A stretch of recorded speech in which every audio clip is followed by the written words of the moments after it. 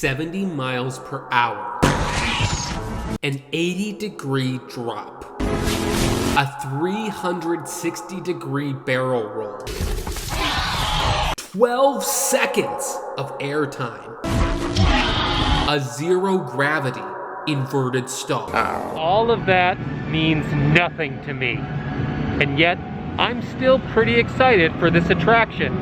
I think the VelociCoaster is probably gonna be pretty good, and I think this is why.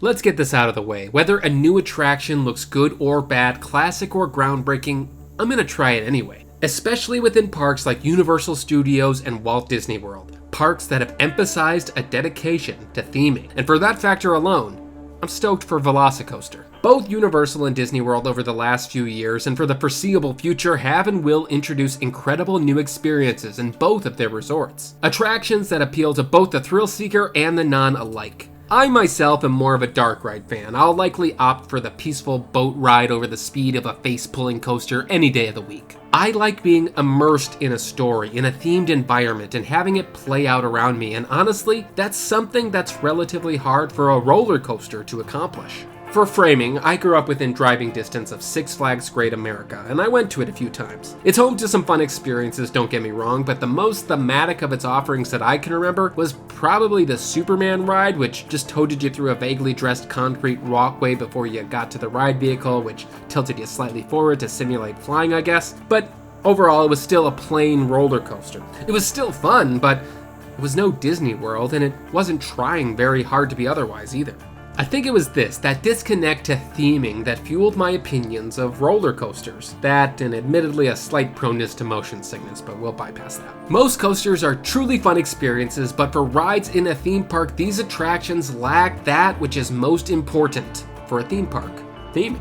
As I've immersed myself more in the world of coaster enthusiasm, I can see there certainly is an adoration for all the physics and the science behind each and every twist and turn that happen on roller coasters around the world. And that's great, and I take nothing from that, but I speak dark rides, and so this language will never fully get through to me. You see, I don't necessarily want to chase adrenaline, I want to chase adventure, which for me requires some kind of narrative. And if an attraction can pull off both of these elements, then it's a great attraction. It's a hard balance for sure, and not too many have accomplished that for me. Some of my favorite roller coasters are in Walt Disney World, where honestly, less attention is paid to the thrill and the physics and the coaster stats like that, and more so to the theming. From a storytelling perspective, things like Space Mountain and Slinky Dog Dash and Rock and Roller Coaster, they're nonsensical experiences. While they don't break any kind of coaster records, they're still fun and exhilarating, but it's the level of immersion, the level of theming that is applied, that elevate them from simple roller coasters into rides that are truly memorable. Even though they don't really tell a story. I just think you can't do much storytelling with a roller coaster. Expedition Everest probably comes the closest. At its core, it's a thrilling coaster, and there's a climatic moment, but that's about it. While these attractions only have glimpses of a narrative, they still speak to me because of their dedication to theming. And in a theme park, this alone should be the most important, the most crucial factor in whatever you're bringing to your guests. I stepped into Universal Studios Florida for the very first time this year, and to tell the truth, my gut reactions of the coasters I saw reminded me of Six Flags. Hollywood Rip Ride Rocket and the Incredible Hulk coaster try really hard to be themed, they do, but slapping some color and decals on a coaster track is not theming, it's not transportive. If you choose to call it storytelling, it's lazy storytelling. They're just fun, enjoyable roller coasters, and that's fine. But my opinions changed when I entered into the Wizarding World, which has to be the product of the moment when Universal realized, we make good movies too. Why can't we deliver the same level of immersion that our competitors do? The Wizarding World is truly a step into the cinematic domain of Harry Potter, and within it, Universal sings all the songs from the Imagineering songbook. I don't know what I was expecting when I first stepped into the queue of Hagrid's Magical Creatures motorbike adventure, but I was pretty sure I wasn't going to be riding one of the best attractions in the park. Hagrid's is the very definition of what a roller coaster in a theme park should look like. Hagrid's isn't a roller coaster, it's a ride. And it's like nothing I've ever experienced. Hagrid's combines the thrill of what a zippy roller coaster can be, but fuses it with thematic storytelling that ensures a memorable adventure. Hagrid's doesn't boast a lot of the stats that coaster enthusiasts seek out, but it makes up for it with incredible theming, loads of surprises, and a decent amount of audio animatronics. It's a roller coaster for the one who loves dark rides, and it's that approach that makes Hagrid's one of the best rides ever.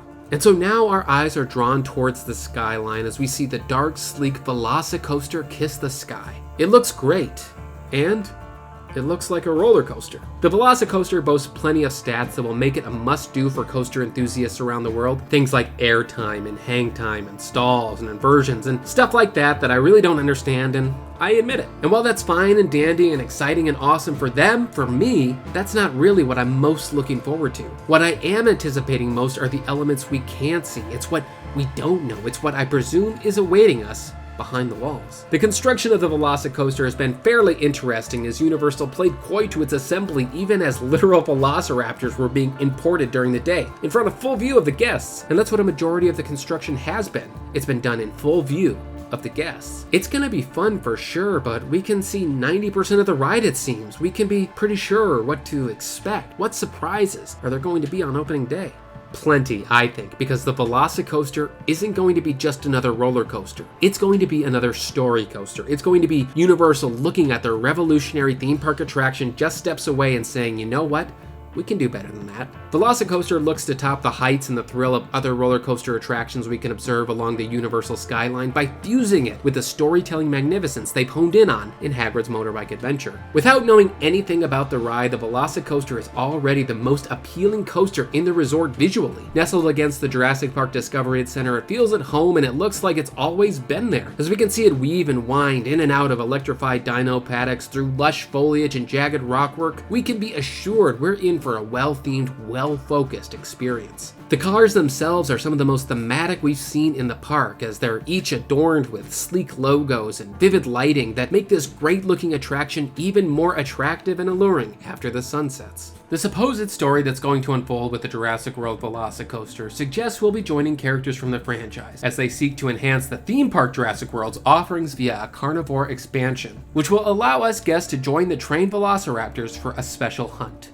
What could go wrong? Because obviously there are no other types of dinosaurs in Jurassic Park. The VelociCoaster has two massive show buildings, which means there will be audio animatronics, there will be surprises. There's probably gonna be screeds, but I'll save my judgment for that. Universal hasn't teased much more in the way of what the story is going to be like, but I feel like what we're seeing rolling out over the Islands of Adventure isn't going to be the true climax, the true moments of the VelociCoaster. These aerial acrobatics are certainly intriguing from the ground, and the stats that Universal has released are surely titillating for those who understand what they mean, but I'm most looking forward to the storytelling aspects, the hidden aspects, the T-Rex moments. I might be setting myself up for disappointment, but great rides need these moments because this is where the true adventure lies. I think as far as Universal is concerned, the days of installing plain roller coasters in their parks are over. This is the future of not only Universal, but theme parks in general. While my anticipation for VelociCoaster is high, this isn't the Chris Pratt themed roller coaster I am anticipating the most, because Disney already has their one-up card in the works. In development even before the VelociCoaster was Guardians of the Galaxy Cosmic Rewind, and it looks to be truly the most engaging story coaster yet. We know even less about it, but we can be assured it's going to raise the storytelling stakes. We know its unique ride car design is going to allow a real and thrilling adventure to unfold directly in front of us. It's story coasters like these that finally earn the moniker of a theme park ride, because as it's always been, it's the theming that upholds experience. And these experiences are going to be probably pretty good. We can guess a lot of what the VelociCoaster roller coaster is going to be like because it's out there in front of us for us to see. But I think there's a lot unknown about it still, and I can't wait to find out what it is. That is about an hour or so after I take my motion sickness pills. We'll know everything soon enough, so until then, we'll see you next time in the Happy Place. Bye.